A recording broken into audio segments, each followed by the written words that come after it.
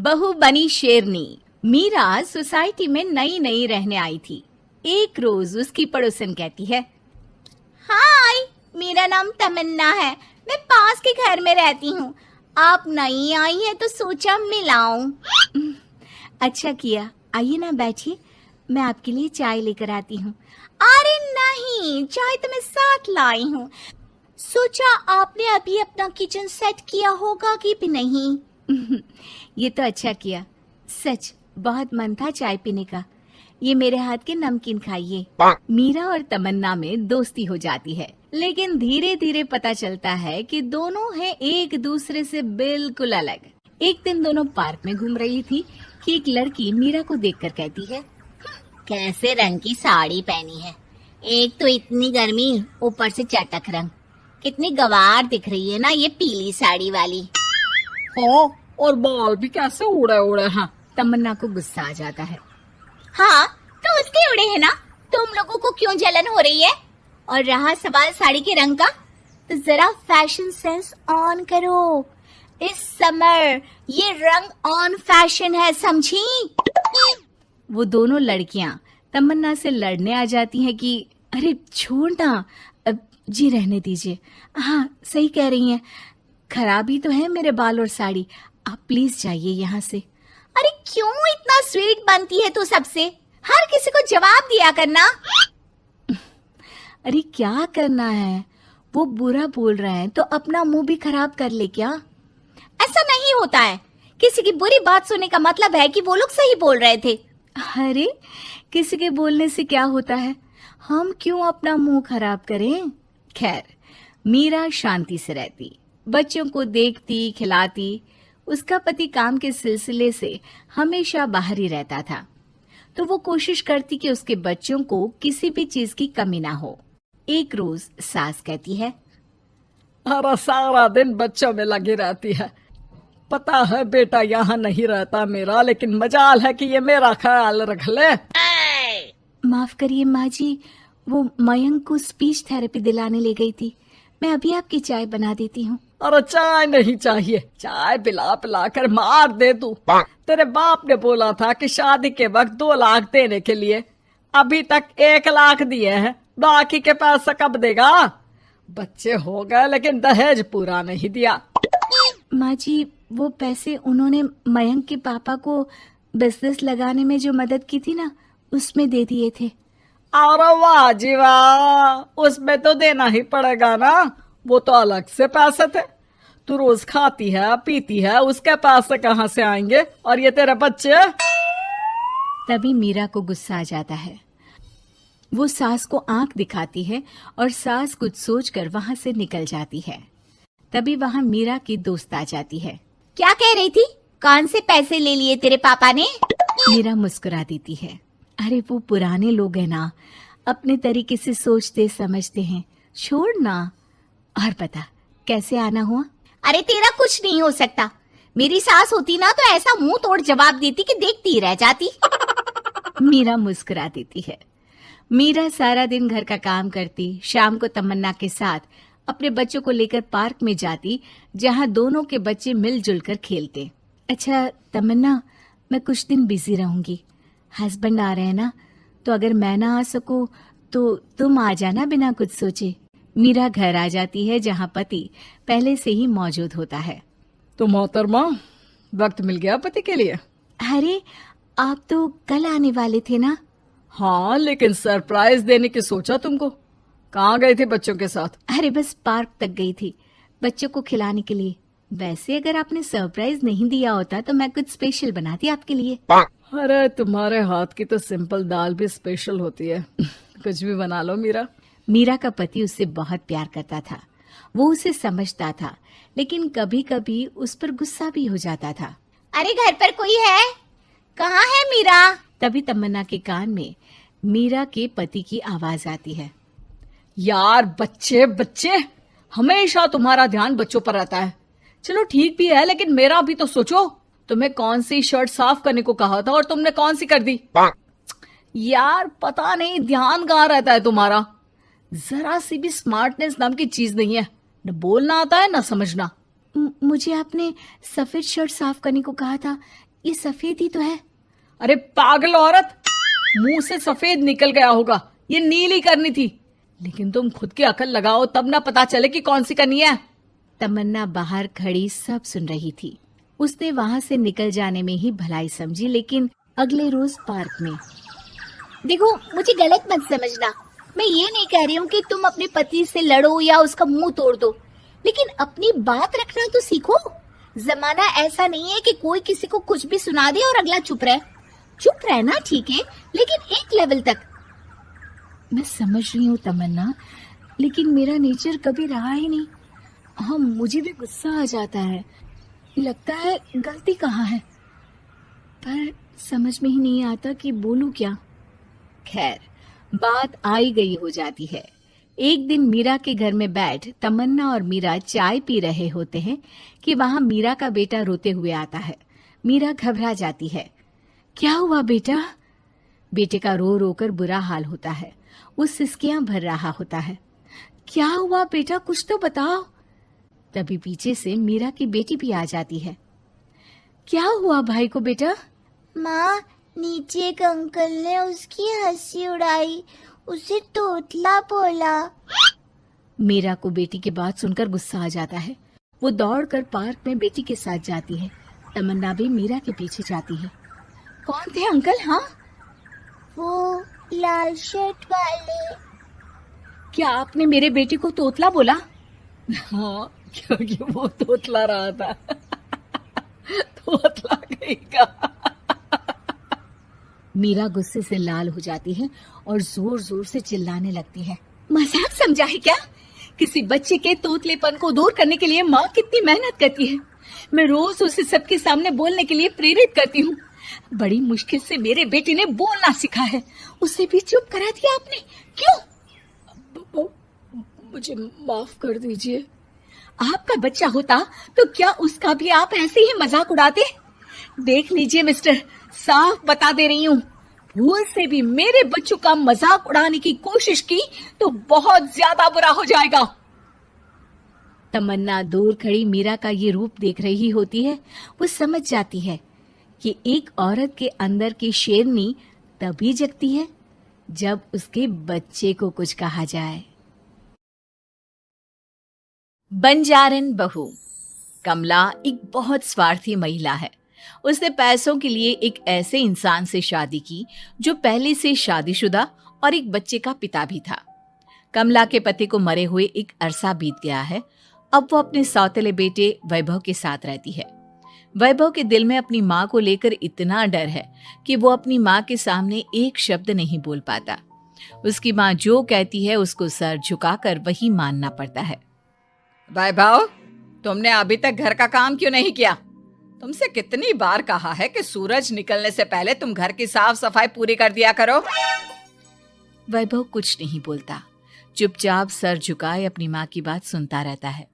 तभी पास में खड़ा नौकर सुखराम कहता है, मालकिन, वैभव बाबा को रात से तेज बुखार है, इसलिए वो सुबह जल्दी उठ नहीं पाए। उनके बदले मैं घर की साफ सफाई कर देता हूँ। इसे कोई बुखार नहीं है, मैं इसे अच्छी तरह से जानती हूँ। ये सब काम न करने के बहाने हैं। सुखराम काका, बोल दो इसे, सारे घर का काम यही करेगा, और इससे समय पर अपना काम पूरा नहीं किया तो इससे आज का खाना भी नहीं मिलेगा।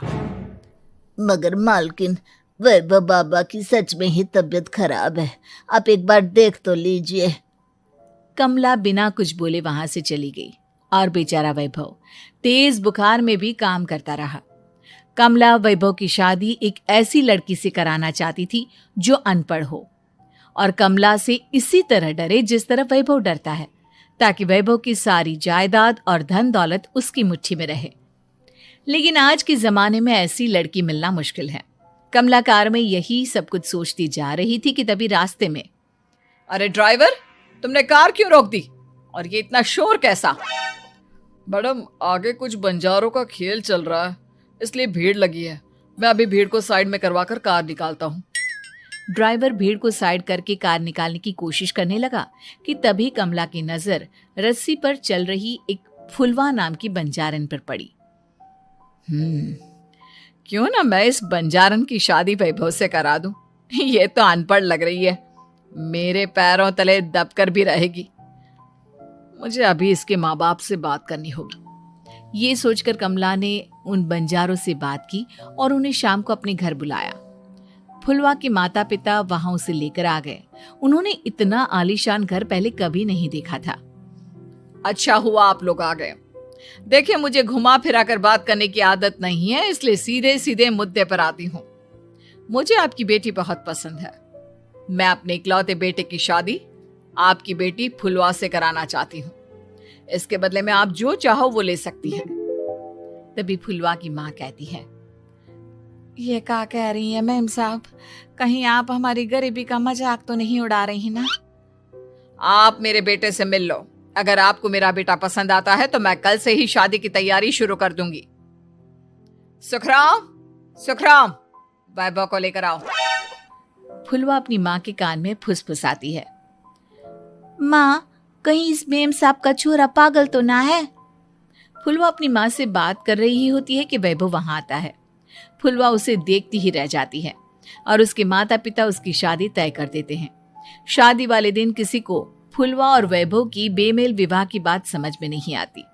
फिर भी एक औरत कमला से पूछ ही लेती है, कमला जी, आपने अपने इकलौते बेटे की शादी देहाती गवार से क्यों करा दी? ये बंजारन आपके घर की बहू बनने लायक तो नहीं है।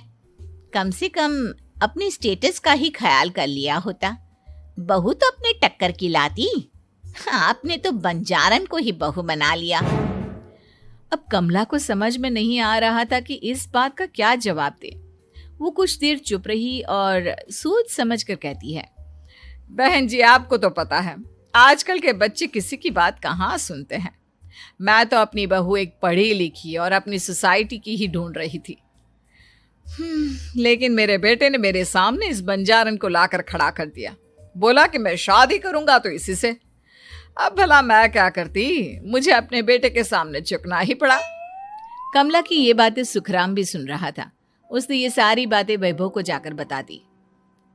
काका, मैं तो फुलवा को जानता भी नहीं, फिर माँ मेरे बारे में झूठ क्यों कह रही है? अरे बेटा, तुम कितने भोले हो, तुम्हें कुछ भी नहीं पता। तुम्हारे पिता अपनी सारी संपत्ति तुम्हारे नाम करके गए हैं। तुम्हारी माँ नहीं चाहती कि यह संपत्ति तुम्हें मिले, इसलिए उन्होंने तुम्हारी अनपढ़ लड़की से शादी करवाई ताकि तुम्हारी तरह वो भी अपने हक के लिए आवाज ना उठा सके। सुखराम काका, मैं क्या करूं, आप ही बताओ। माँ के सामने आते ही मेरे हाथ पैर कांपने लगते हैं। मैं माँ को कुछ भी नहीं कह पाता। वे दोनों बात कर ही रहे थे कि अचानक कमला वहां गई। कमला को देखकर दोनों घबरा गए। तुम दोनों फिर कभी बातें कर लेना, अभी फेरों का समय हो गया है, चलो जल्दी आओ। इस तरह फुलवा और वैभव की शादी हो गई। अगले दिन कमला ने फुलवा को बुलाया और उसे नसीहत देने लगी। देख बंजारन, तुझे मैंने अपनी बहू बना तो लिया है, लेकिन तुझे इस घर में आंख कान मुंह बंद करके रहना होगा। घर का काम कर और अपने पति से मतलब रख, समझी? कमला का ऐसा रवैया फुलवा को बिल्कुल समझ में नहीं आया। उसने वैभव से इस बारे में बात की। सुनिए ना, माँ जी ने जिस तरह मुझसे बात की मुझे अच्छा नहीं लगा। शादी से पहले तो वो मुझसे बहुत अच्छे से बात कर रही थी, लेकिन शादी के बाद उन्हें क्या हो गया? तुम ज्यादा मत सोचो, जैसा माँ कहती है वैसा ही करो। ये कहकर वैभव वहां से चला गया। अगले दिन वैभव को घर के नौकरों की तरह काम करता देख फुलवा को बहुत हैरानी हुई। फुलवा ने इस बारे में सुखराम काका से बात की तो सुखराम काका ने फुलवा को सारी बात बता दी। अब फुलवा को समझ में आ गया कि उसकी सास ने एक बंजारन को बहू क्यों बनाया। एक दिन वैभव घर का काम कर रहा था, तभी उससे कांच की प्लेट टूट गई। किसने गिराई ये कांच की प्लेट? वैभव को वहां खड़ा देख कमला ने छड़ी से उसे मारना शुरू कर दिया। उसके पैर में कांच चुभ गया और खून बहने लगा, लेकिन फिर भी कमला उसे मारे जा रही थी। ये देखकर फुलवा ने कमला के हाथ से छड़ी छीन ली और तोड़कर फेंक दी। बंजारन, तेरी इतनी हिम्मत, तूने मेरे हाथ से छड़ी छीनी? कमला फुलवा को थप्पड़ मारने ही वाली थी कि फुलवा उसका हाथ पकड़ लेती है। ओ सस माँ, मैंने मॉम की गुड़िया ना समझ लियो। बंजारन हो बंजारन, ईंट का जवाब पत्थर से देना जानती हूँ। आज के बाद मेरे या वैभव जी के ऊपर हाथ उठाने की सोचियो भी ना, समझी ससु माँ। ये कहकर फुलवा वैभव को लेकर वहां से चली गई। उसने वैभव के पैर पर पट्टी बांधी, उसके आंसू पोंछे। वैभव ने पहली बार किसी के दिल में अपने लिए इतना प्यार महसूस किया। अब फुलवा वैभव का हर काम में हाथ बटाती, उसका बहुत ख्याल रखती। इस तरह दोनों बहुत ज्यादा नजदीक आ गए। वहीं दूसरी ओर कमला सारी जायदाद अपने नाम करने की साजिश करने लगी। और एक दिन, वैभव, वैभव, जल्दी बाहर आओ। कमला की आवाज सुनकर वैभव और फुलवा अपने कमरे से बाहर आ गए। जी माँ, आपने बुलाया? ये ले, इन कागजों पर साइन कर दे। वैभव कागजों पर साइन करने ही वाला था कि फुलवा वैभव के हाथ से पेन छीनकर कहती है, ना वैभव जी, आप इस पर हस्ताक्षर नहीं करेंगे। आओ बंजारन, मैं तुझसे बात नहीं कर रही। ये बात मेरे और मेरे बेटे के बीच की है। चुपचाप पेन दे दे, नहीं तो तेरी खाल उधेड़ लूंगी। ससु माँ, बंजारन की खाल इतनी भी ढीली ना होवे कि कोई भी उधेड़ लेवे। जो यकीन ना आता हो तो देख ले उतार के। और हाँ, बंजारन जरूर हूँ पर अनपढ़ ना हूँ। मन्ने भी पता है कि किसी भी कागज पर साइन करने से पहले उसे अच्छी तरह पढ़ लेवे हैं। पेन देती है या नहीं? ये कहकर कमला फुलवा को मारने आई तो फुलवा ने कमला को धक्का दे दिया और वो नीचे गिर गई। कमला डरकर वहां से भाग गई। अब फुलवा ने वो कागज उठाए और वैभव के साथ सीधा वकील के पास चली गई। वकील ने वो कागज देखी और फुलवा को बताया, वैभव के पिता की सारी जायदाद और संपत्ति वैभव के नाम है, लेकिन वैभव की सौतेली माँ इस संपत्ति को अपने नाम कराना चाहती है, इसलिए इन कागजों पर वो साइन करा रही थी। तो अब हमें क्या करना चाहिए वकील साहब? वकील ने फुलवा और वैभव को सब कुछ अच्छी तरह से समझा दिया। अब दोनों घर पर पुलिस को लेकर पहुंचे। कमला पुलिस को देखकर घबरा गई।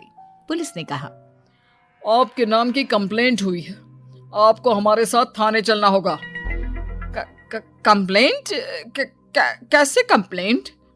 आप अपने सौतेले बेटे पर बहुत अत्याचार करती हो, धोखे से सारी जायदाद अपने नाम करा रही थी। अब नहीं इंस्पेक्टर साहब, जरूर ये मेरी बहू की कोई साजिश है, इसने गलत कंप्लेंट की है। मैडम, शिकायत आपकी बहू ने नहीं बल्कि आपके बेटे वैभव ने की है। कमला वैभव का नाम सुनकर दंग रह गई। जिस बेटे ने कभी उसके सामने सर नहीं उठाया था, आज वही बेटा उसके सामने पुलिस को ले आया है। वैभव, तुम्हारी इतनी हिम्मत कि तुम पुलिस को ले आए?